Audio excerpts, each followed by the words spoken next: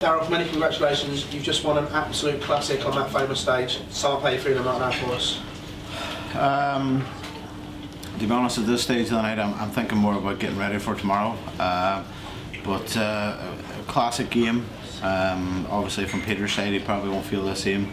Missed opportunities. But for me, I lost a lot of opportunities. I could have killed the game off in a couple of stages, but for some strange reason, I just didn't feel like killing the game off. Kept on keeping Peter interested whenever he was only a leg behind. And yeah, no, just honestly, they won the game 16-13, considering both of us was playing well, and both of us averaged over 3 figures. I'm very happy, man. At the end of the 22nd leg, I think it was, you grimaced in pain when you won it. Was everything alright up there? Because it was a real grimace as you walked back.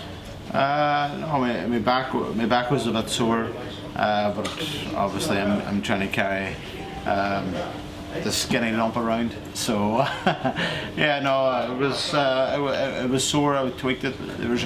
If you look at the start of the game, everything was going nice and smooth, and then I think near the end of the game I forced a wee bit, and it was just my back was nipping a wee bit, but it's probably old age. We saw some real genuine emotion early on, and you alluded to your Sky interview. When pundits write you off, do we see the best of you?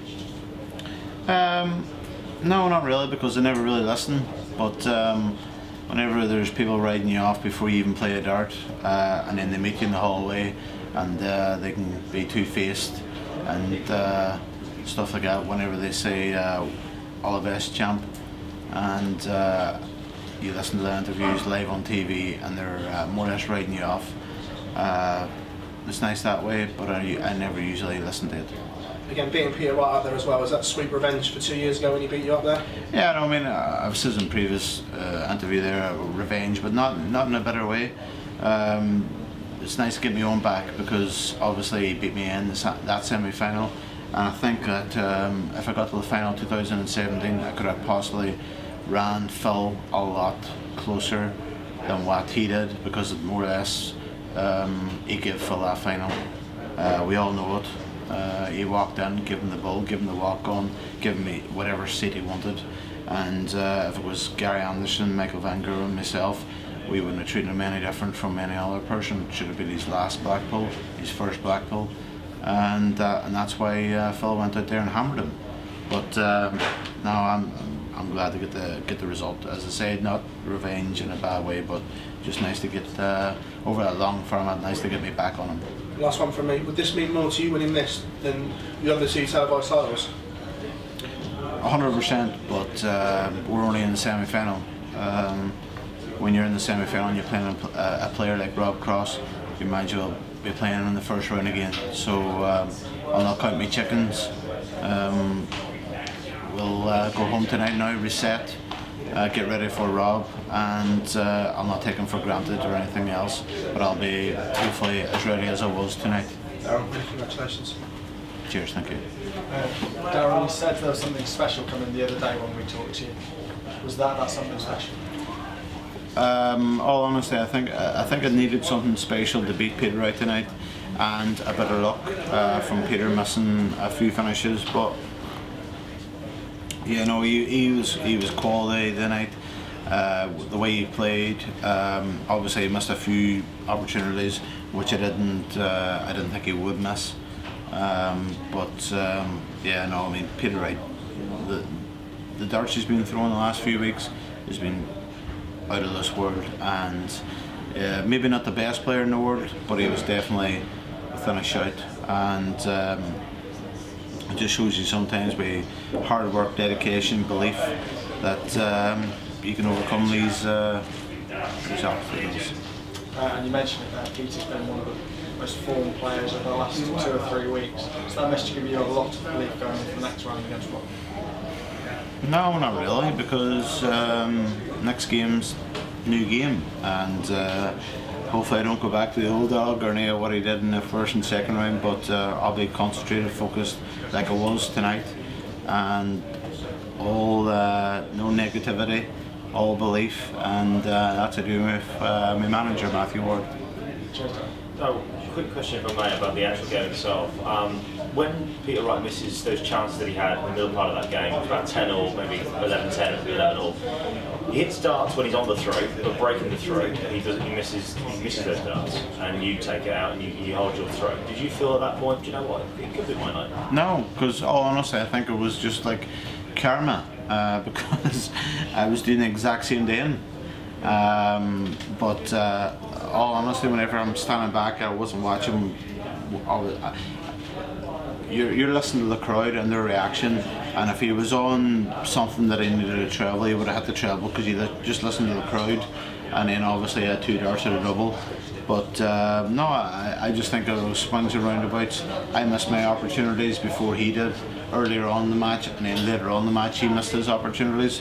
So I think it's all swings and roundabouts, and thankfully tonight it was all my roundabouts. Just to say as well, the bookmakers have already put you down as fourth favourite. Shock. Yeah, well, I mean, is that just even giving you even more ammunition to go out to? No, it doesn't bother me. Because whenever I won the Grand Prix, I wasn't favourite. Whenever I won the Players' Championship against all the players I played, even Van Gerwen, I wasn't the favourite. So it doesn't surprise me. I mean, they're right in what they're doing, because it's not like every game I go up and go 102 average like I did tonight, and then they're going, oh, he's playing well, blah blah blah. It's like myself, I don't know what I'm going to produce that night, but whenever I'm focused, I can do what I did. So they're right to have me for favourite, but if I can get through Rob, obviously, and I'll still be, I'll not be the favourite, but you just never know. Just one more from me. You talked about how focused you were tonight. What was it about those 2 dart checkouts in particular? Because you were 16 of 20 throughout your 2 dart checkout times. It was absolutely incredible.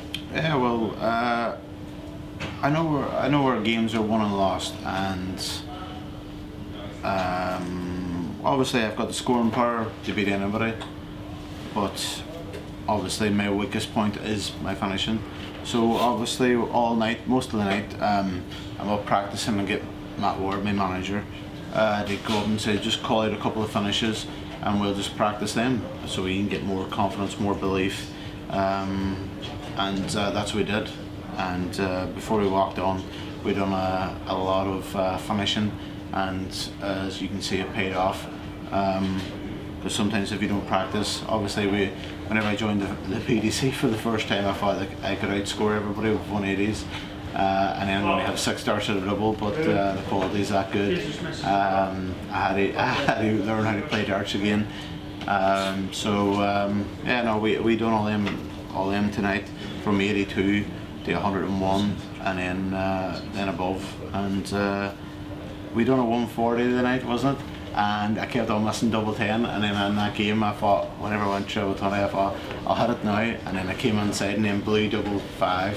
And then obviously Peter held to keep himself in the game, so I was raging about that. You were fantastic tonight. We'll see you tomorrow night. Congratulations. Cheers, thank you. Daryl, do you rate that performance in terms of on the big stage on the par with how you beat Van Gerwen at the Players' Championship finals? No, not really. Not on averages. The belief that I got tonight to beat Peter was because obviously he's averaged 102. His previous games was, I don't seem to play as well against Peter as I do against Gary Anderson, and Gary Anderson's the second best player in the world for me, and if I can beat Gary Anderson on that stage, even though it was a different format then, I beat him 11-9. I had the belief then that I could beat Peter over a longer format if I just stuck with him and didn't miss doubles and didn't give him any easy legs. So yeah, there was a bit of 2017 about tonight. You've spoken in the past about you, one of the most negative thinkers on the tour. Surely, like now, having got to Premier League finals tonight, in the semis here, performance like that on the big stage, that must all be changing.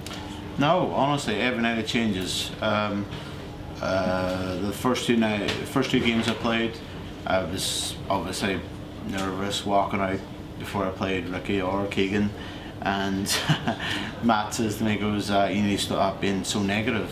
that's all. It's just the way I am, and no, I'd rather be on edge than thinking, no, I've got this kind of thing. And tonight, obviously, before I play Keegan, who's all right. The next night, whatever happens after I play Keegan, he goes, "You got to be more positive," and I go, "Right, okay." So we were positive all night. I tried to say something negative, and he nearly gave me a clip around the ear to keep me positive. So hopefully they'll do the same tomorrow night.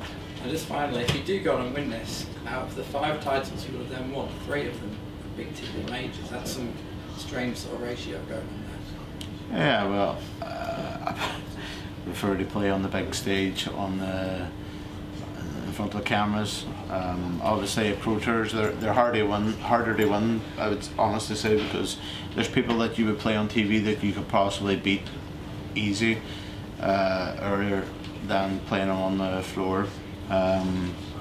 But no, it's just one of them things that the strength, the depth of the PDC, numbered 128 can beat anybody. And but whenever you put them on the stage, sometimes they miss a couple of doubles, and then you can nick a couple of legs. And honestly, that's what it's about sometimes. Congratulations. Cheers.